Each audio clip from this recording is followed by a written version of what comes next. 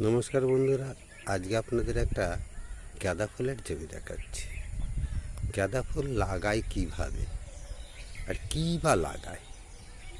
গাঁদা ফুল লাগায় তার ডগা কেটে নিয়ে আসে বা এই ডগা বিক্রি হয়। এই গাঁদা 3 রকমের হয়, একটা শীতকালীন, একটা গ্রীষ্মকালীন, একটা বর্ষাকালীন। এটা হলো গ্রীষ্মকালের গাঁদা। এই গাদার লাইন থেকে লাইনের দূরত্ব 2.5 হাত, গাছের থেকে গাছের দূরত্ব 9 থেকে 10 ইঞ্চি। এইভাবে এই গাদাটা লাগানো হয়। জমিটাকে আজকে সেচ দেওয়া হয়েছে, যেন আপনাদের মধ্যে গিয়ে ঘুরে দেখাতে পারছি না। এই আলের পরে দাঁড়িয়ে আপনাদের দেখাচ্ছি। জমির যে সীমানা তাকে আল বলা হয়। গ্রীষ্মকালের গাদা 4-5 দিন অন্তর অন্তর সেচ দিতে হয়। প্রচণ্ড খরা, নয়তো গাছ টেকানো যায় না। আর এই টাইমে পোকার আমদানি হয়, গাছ বসে যায় খরায়, এই নানান রকম সমস্যা হয়।